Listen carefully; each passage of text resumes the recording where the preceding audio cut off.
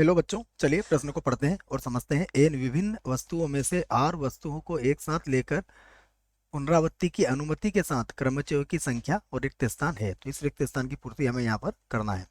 प्रश्न को हल करने से पहले हम लिखेंगे प्रश्न के लिए मुख्य उदाहरण। तो मुख्य अवधारणा, मुख्य अवधारणा में हम प्रश्न को करते वक्त हमें क्या सावधानी रखना है, इस बात पर चर्चा करेंगे बच्चों। सबसे पहले तो आप ये याद रखें कि इसमें पुनरावृत्ति का ध्यान रखें। आप पुनरावृत्ति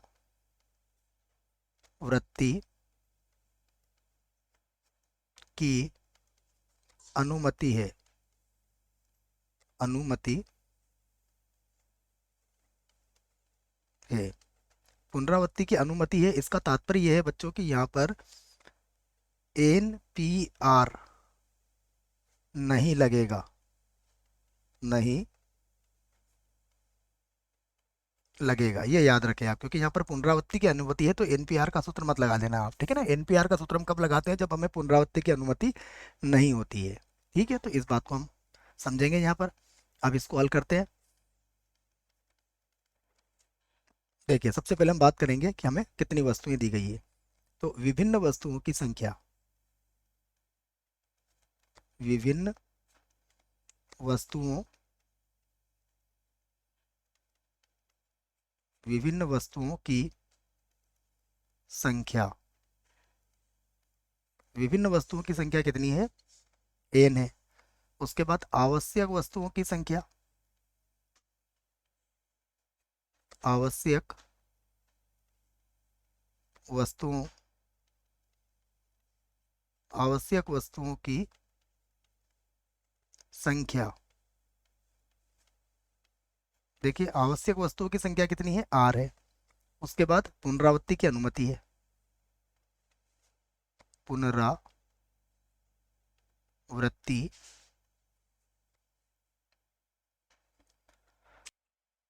एक बार और लिख लेते हैं इसको, पुनरावृत्ति की अनुमति है। उसके बाद फिर इसको प्रश्न को देखिए हल करते हैं। आसान प्रश्न है।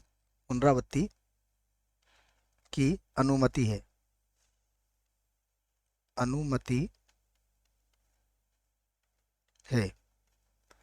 अब देखिएगा यहाँ पर, अब हम बात करेंगे कि हमें क्रमचयों की संख्या ज्ञात करनी है। तो अभिष्ट क्रमचयों की संख्या, अभिष्ट क्रमचयों की संख्या, क्रमचयों की संख्या क्या हो जाएगी? देखिए, मान लीजिए हमारे पास ये आर वस्तुएं बच्चों मैंने यहाँ पर बना दी। ये मान लीजिए पहली वस्तु, ये दूसरी वस्तु, ये तीसरी वस्तु, इस प्रकार से हमने कितनी वस्तुएं बना दी है? मान लीजिए ये आर आर वस्तुएं हैं बच्चों, ये ठीक है। अब देखिए क्या होगा, मान लीजिए ये पहली वस्तु है, ये पहला नंबर है मान लीजिए। अब यहाँ पर हमें क्या रखना है? वस्तुओं का चुनाव करना है। तो हमारे पास विभिन्न वस्तुएं कितनी है? n वस्तुएं हैं। तो यहाँ पर वस्तु लाने के लिए हमारे पास कितने तरीके होंगे? n तरीके होंगे, क्योंकि n में से कोई भी एक वस्तु का चुनाव कर सकते हैं। तो इसके लिए हमें कितने तरीके मिलेंगे? n तरीके। अब चूंकि पुनरावृत्ति की अनुमति है, तो अगर हम यहाँ पर एक वस्तु रख भी देते हैं तो दोबारा फिर उस वस्तु का प्रयोग कर सकते हैं। मतलब दूसरे के लिए भी हमारे पास n तरीके ही होंगे। इसी प्रकार हमारे जो तरीके होंगे बच्चों, ये कभी कम नहीं होंगे, क्योंकि जब भी आप वस्तु को रखेंगे तो पुनरावृत्ति की अनुमति हो रही है। जैसे मान लीजिए थोड़ी देर के लिए आपके पास 10 वस्तुएं हैं, तो अगर 10 वस्तुओं में से आपने एक वस्तु को यहाँ पर रख दी, तो फिर से वापस आप उसको पुनः रख सकते हैं। अर्थात पुनः आपको 10 वस्तुओं में से किसी एक वस्तु का चयन करना होगा।